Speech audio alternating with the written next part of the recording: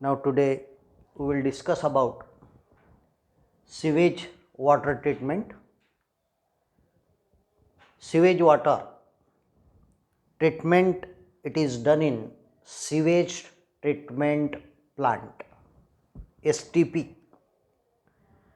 STP म्हणजे sewage treatment plant आणि biogas formation. त्याच्यामध्ये what is sewage? Municipal waste water,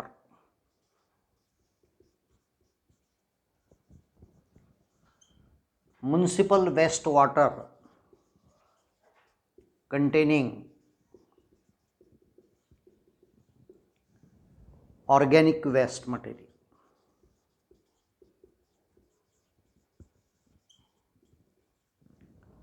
Municipal wastewater containing all different types of organic waste material, animal waste material, plant waste material, forest waste material, human waste material.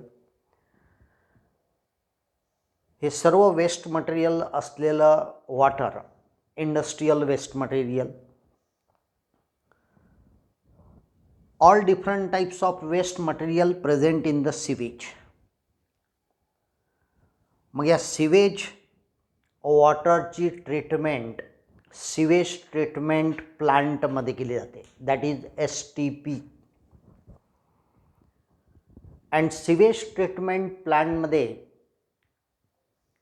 3 स्टेपमध्ये याची treatment केली जाते, that is the primary treatment. Primary treatment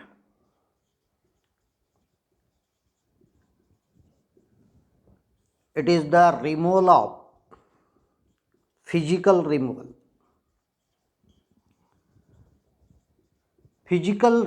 of suspended solute particle, large size particle and some small size impurities. Large and small size impurities ज्या असतात पाण्यामध्ये, sewage वॉटरमध्ये, त्या remove केल्या जातात.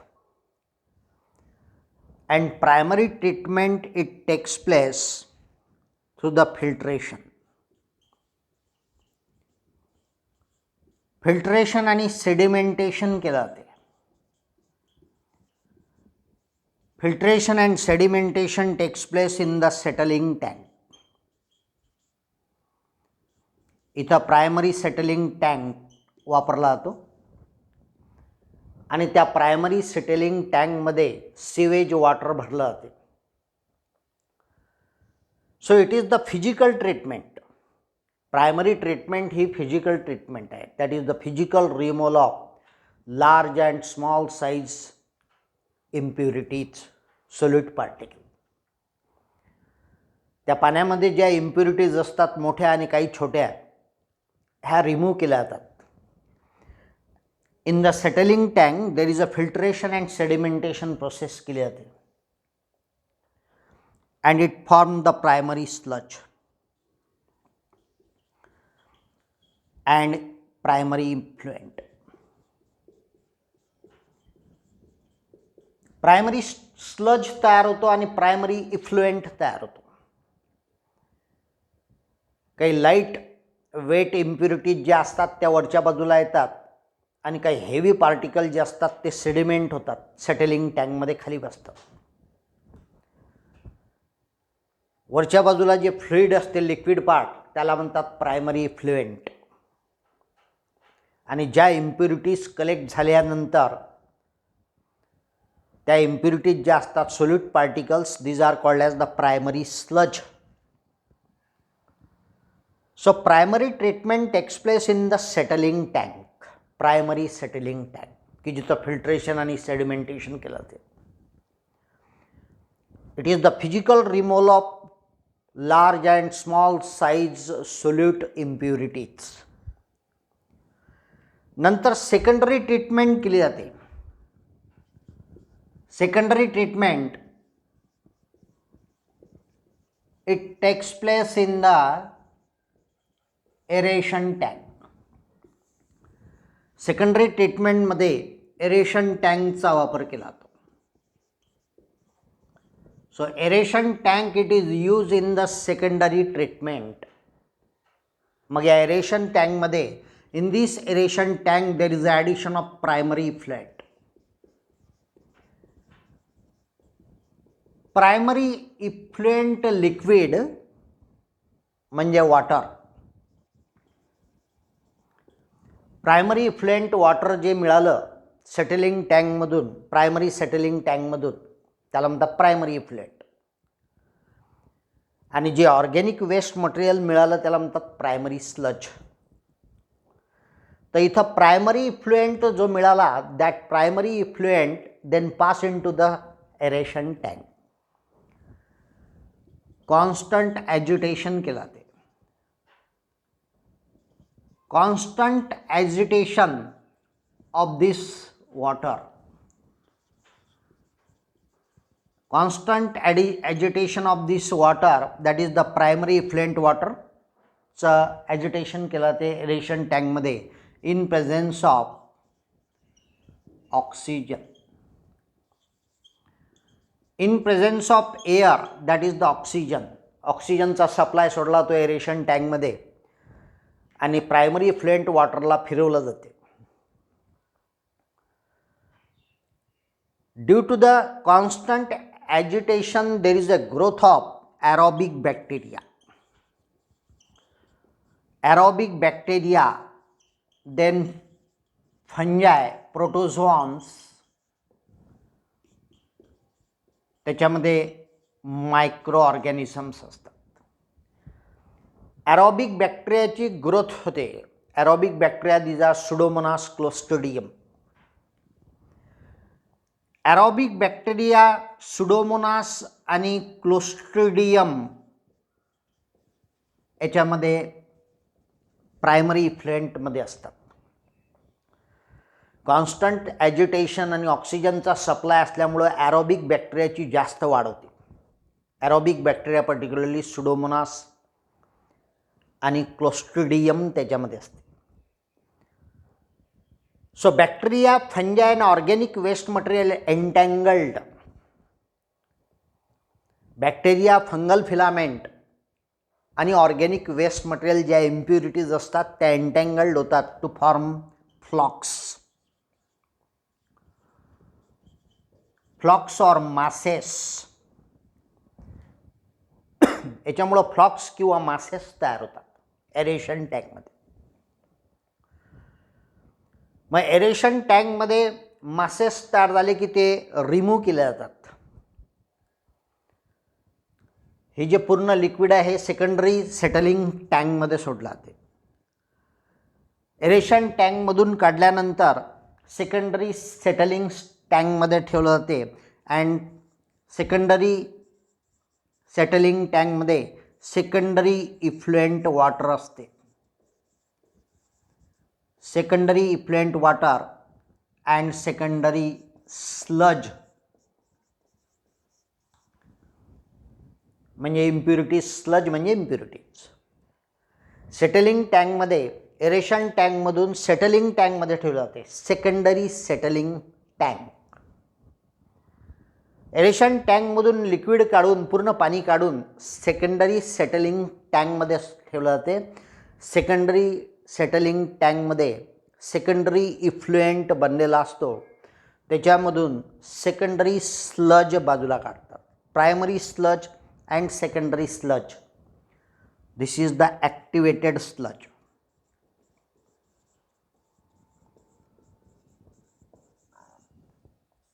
पहिले मिळाला आपल्याला प्रायमरी स्लज म्हणजे impurities.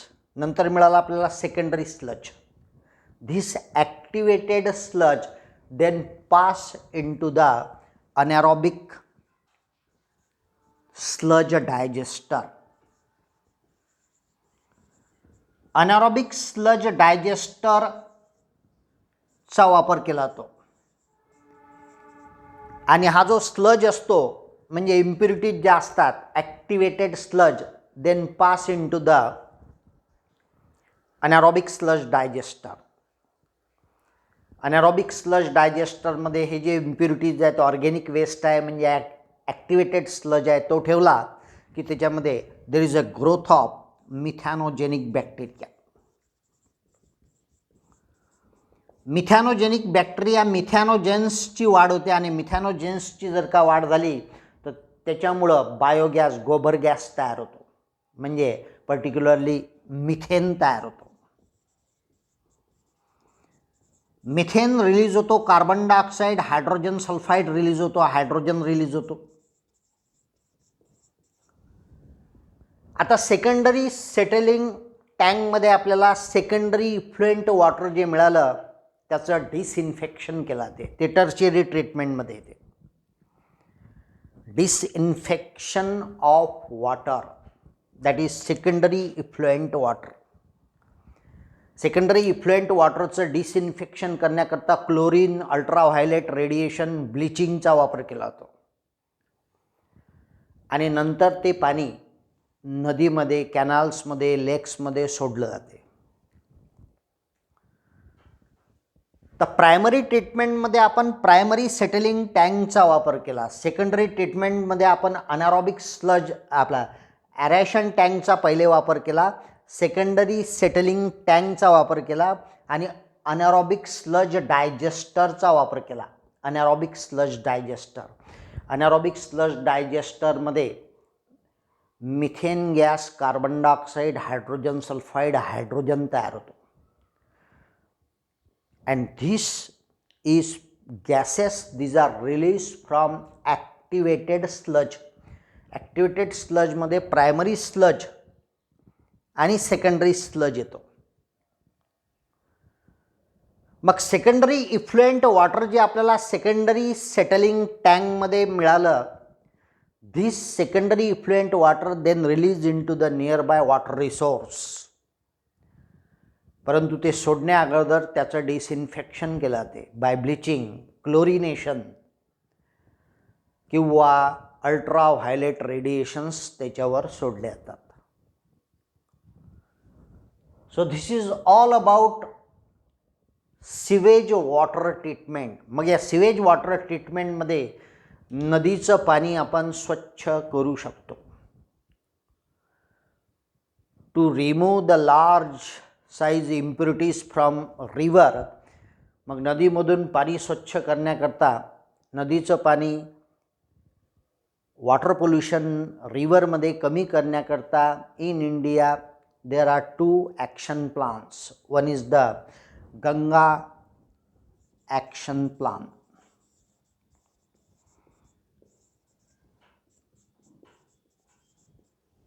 and Yamuna action plan.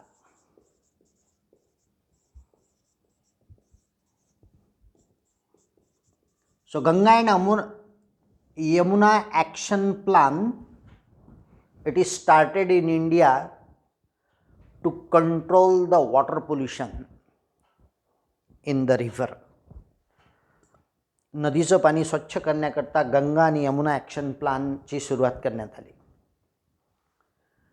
So this is all about sewage water treatment which takes place in sewage treatment plant.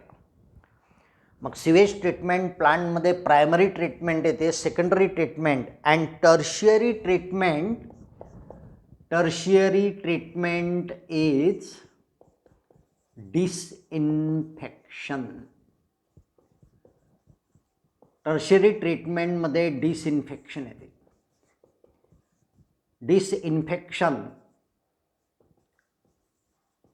by using chlorine, ultraviolet radiation, ozone त्याच्यावर सोडला जातो. डिसइन्फेक्शन करण्याकरता ब्लिचिंग सुद्धा केलं जाते वॉटरचं.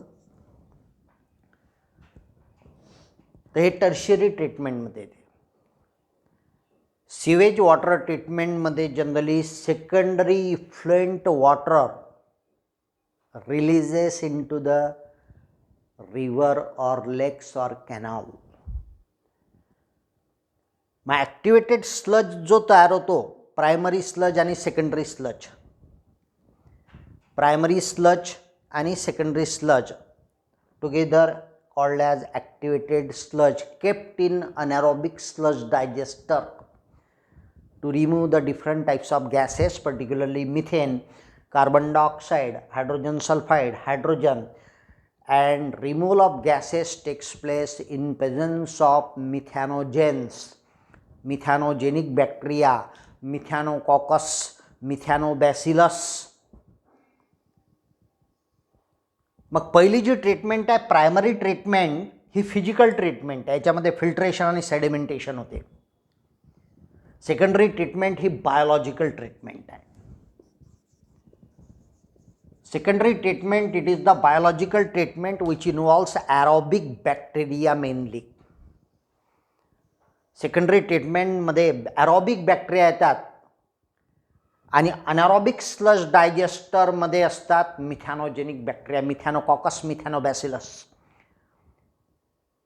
ॲरोबिक बॅक्टेरियामध्ये pseudomonas आणि क्लोस्ट्रिडियम बॅक्टेरिया येतात, ते सेकंडरी ट्रीटमेंटमध्ये. So this is all about sewage water treatment. याच्या पुढचा जो पार्ट आहे तो आहे बायोगॅस फॉर्मेशन, म्हणजे गोबर गॅस कसा तयार होतो. Gobar gas it is produced from cattle dung in rural areas. ग्रामीण भागामध्ये गोबर गॅस म्हणजे methane gas, carbon dioxide, hydrogen sulphide, hydrogen याच्यामध्ये मेनली असतो. सर्वात जास्त प्रमाणात मिथेन असतो gobar गॅसमध्ये.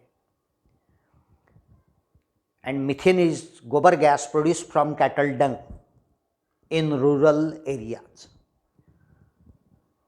So this is all about sewage treatment plant मध्ये सिवेज वॉटर ट्रीटमेंट होते. सिवेज म्हणजे municipal waste water containing all different types of organic waste material.